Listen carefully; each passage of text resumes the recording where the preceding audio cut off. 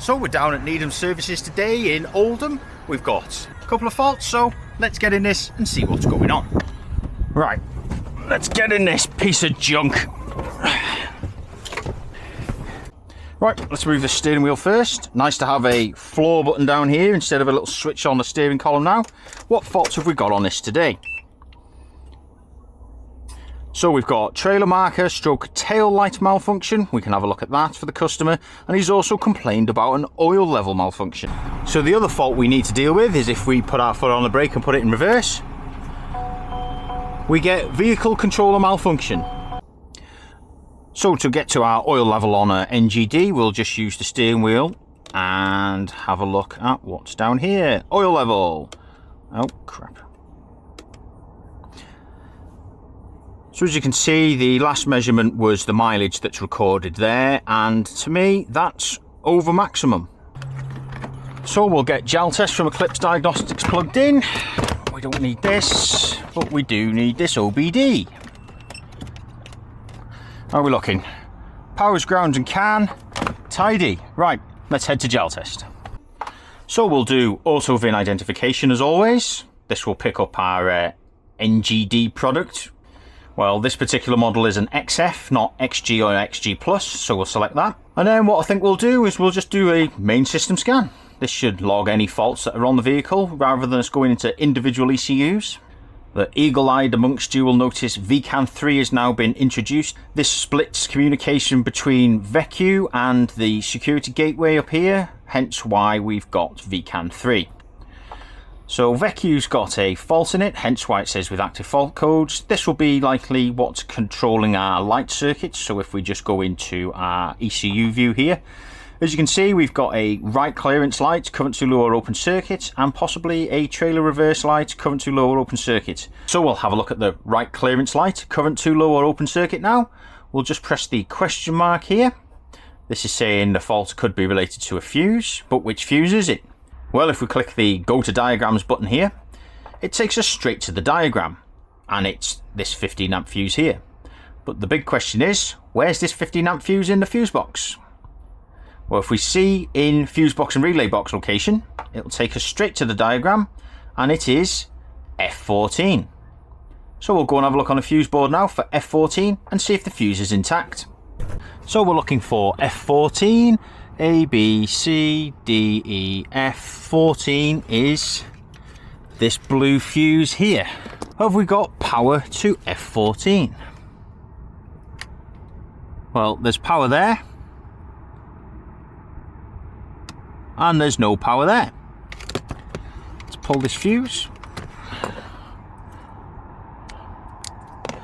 Sure enough, that fuse is blown. One new fuse later, let's get that in there. Right, let's go see if this fault's gone on jaltest. Back to our faults, as you can see, 524285-5 is active. We'll just rescan the vehicle now. And as you can see, that fault is now inactive. So the other fault we need to deal with is if we put our foot on the brake and put it in reverse, we get vehicle controller malfunction. Now I wonder what that could be to do with. So lights again are VECU, Vehicle Intelligence Center. Now the only fault we should have in here now should be the fault that we've just caused, which is trailer reverse lights, current too low or open circuit. So if we just press question mark, this is related to our trailer connector pin 15. We'll press diagrams here at the very end. So as you'll see on this diagram now, we've got our trailer connector here. And where does this go? Well, it goes to a fuse up here, CE465, it's a 10 amp fuse. If we click on the fuse and go to show location in the fuse box and relay diagram, you'll see that it's flashing here on F4. So, let's go test this fuse at F4. So we'll just test the fuse at F4. There's nothing there. And there's nothing there. But you'll notice this fault only becomes active when it's put in reverse. So let's start this truck up and put it in reverse.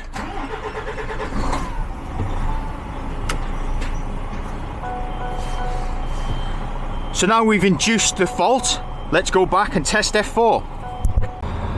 Have we got power here now? Nothing. And have we got power here now? Well, now we've got power here and no power there. Let's pull that fuse and have a look. As you can see, fuse is blown. We won't just go slap this fuse in the fuse board because the circuit is live and can cause an arc. And we all know what happens if these blow and melt into the fuse board. It means I have to take the fuse board to bits. So we'll go and take it out reverse, turn the ignition off, put the fuse in and see what's going on. Back into neutral. Turn the truck off. Let's fit the fuse. Right, let's start the truck back up, put it in reverse. Select reverse. Look at that, fix the fault. So I'll go and clear the faults on jaltest now, but ultimately these issues were attributed to a trailer that the truck was pulling, not a fault with the truck itself. So yet again, unless the customer rectifies his trailer fault, this will happen all over again and I'll be back here and we'll be charging the customer money again. So that fault's gone off the dash now. The only thing we need to look at now is the oil level. So I'll turn the steering wheel left hand down and we'll go and have a look what's going on there.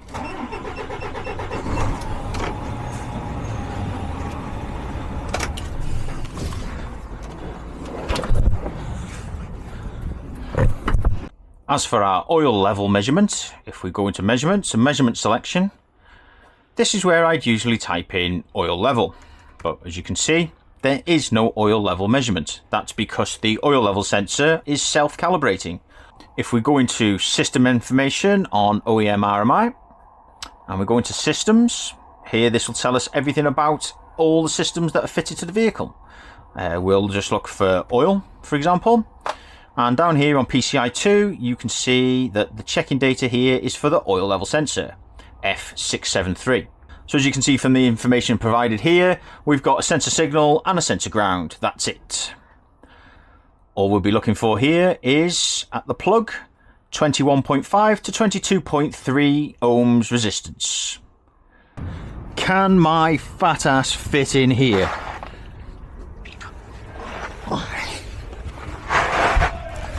The answer to that question was, yes it can. So this is our oil level sensor. If I can get it off the sump, thank you. So what I'm going to do now is use the old Truck Tech UK breakout leads and we'll break into the middle of this wire and we can test the resistance between the component and the PCI ECU. So we've got the breakout lead fitted now. Yellow and green is what I'm using for signal and ground. We'll set my jaltest multimeter to ohms. To be fair, this multimeter's been really good. I've actually never changed the battery in this compared to my Snapper one that I used to have, that I changed the 9-volt battery in it pretty much every week. So we'll go into yellow and green now and measure the resistance. I think that was within tolerances. So I physically checked the oil level, which maybe I should have done at the start of the video, and it's overfull. God knows what's been going on here with the driver, but I think in order to correct the oil level successfully, we're going to have to drop a couple of litres out of the engine and then run it up to temperature and then recheck the oil level basically.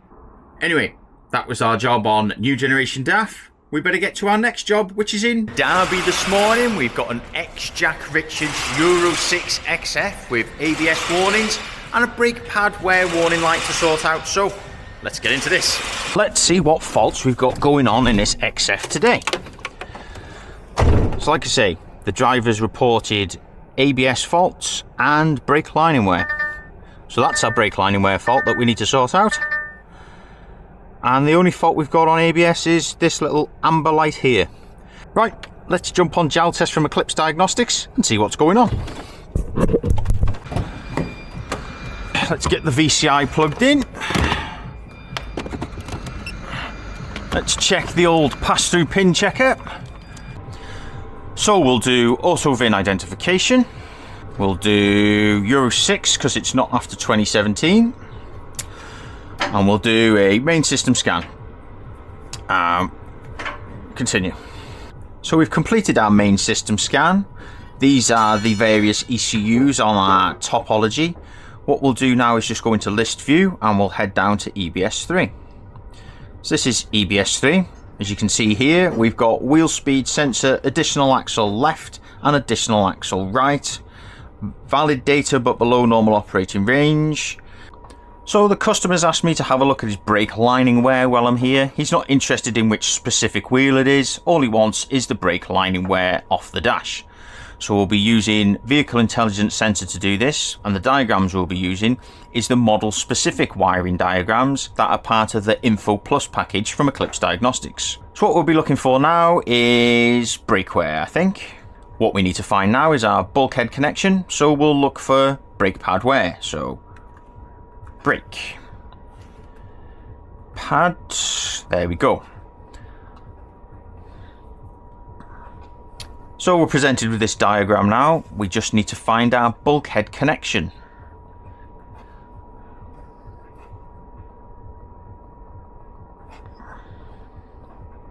So this is our VIC3 here, and then that'll come through to 56H17, good old 3406. So if we terminate 3406 at pin number 17 in 56H, that'll put it to earth and put the light out on the dash for the driver. So let's get this grill open. Oh, it's going to be one of them days. So we need 56H17. That's behind here, so we need to get this open. So now we've made it this far, we need to get this cover off, which is just a simple case of undoing all these. So Russell, where's 56H17? Well, 1 to 9, 56, M, A, B, C, D, E, F, N, M, G, H. So 56H is this one here. So that's the plug we need. Pin 17 is the one we need to terminate to earth. So we'll pop this plug out, and it was wire 3406. There we go.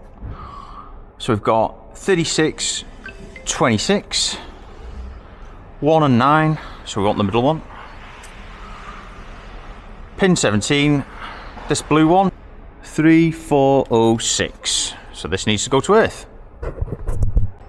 But where am I going to find an earth? Am I going to stick it here or there or what? No.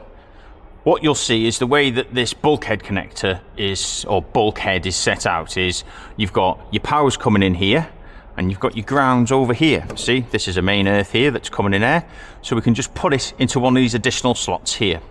So we'll have that up there. This can all get slid back together. Is this the way to fix a truck? Putting the wire to earth? No, it's not, is it?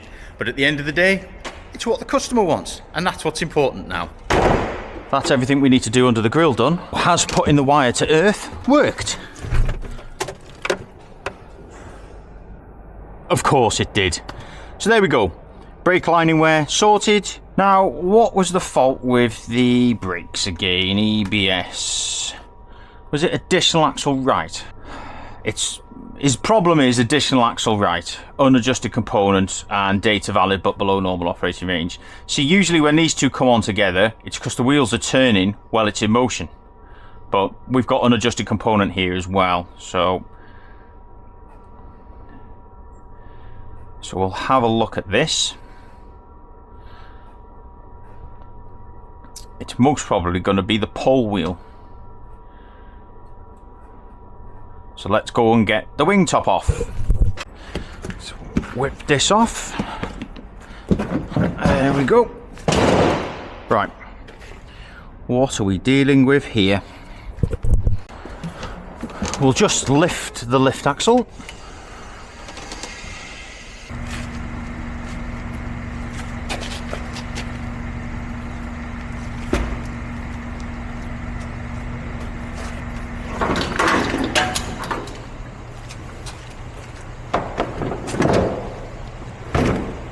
So if this error for unadjusted component reoccurs, I'd say the pole wheel and the exciter ring are going to need to be investigated, but unfortunately it's not something we've got time to do today. So on to the next truck. So we've got a model year 17 XF to look at now. It's got reported lane departure warning system faults, so we'll get in this and see what's going on now. Onwards and upwards. Let's have a look. Right. Let's see if we can see this a bit better. There we go. What warnings have we got today? Well, for a start, this is on up here. And then we've got lane departure system malfunction on the dip. They're the only faults we've got. Let's get jaltest from Eclipse Diagnostics plugged in and we'll see what's going on with you. Oh, a cover on an OBD port. Whatever next? What are you telling me? Powers, grounds and can. Happy days. Right. Where are we going from here? Let's have a look. So we'll go auto VIN identification, obtain VIN automatically. It's 2017 onwards. And we want LD, oh that was easy. Lane departure warning system 3. What's wrong with you today?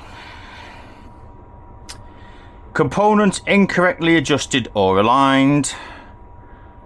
And 14 instances of the camera locked out.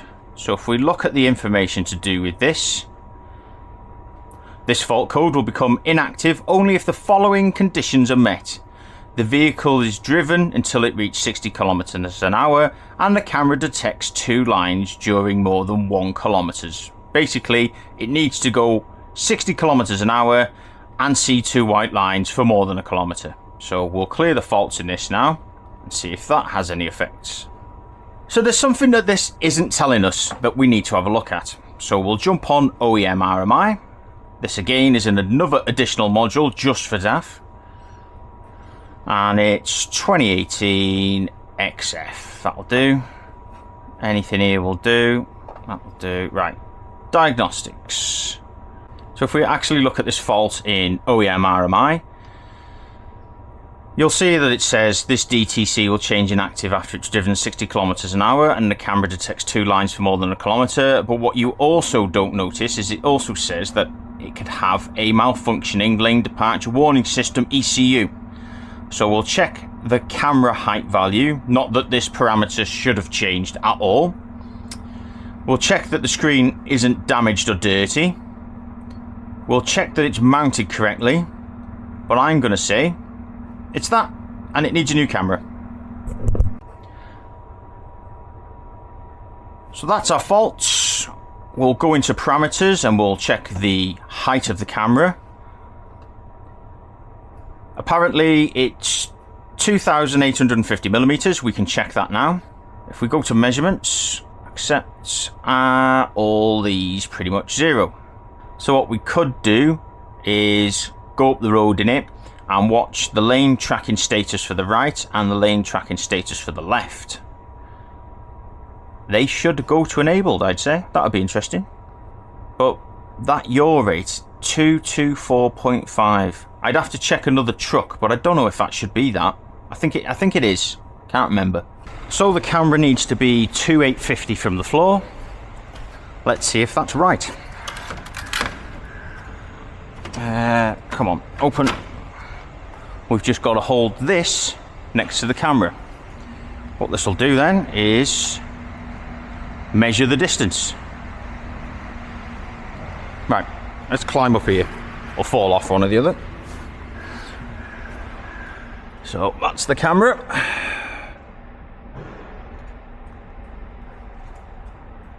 $2,830, so I was a couple of mil out there, but that's pretty much the gist of things. It's about right, isn't it?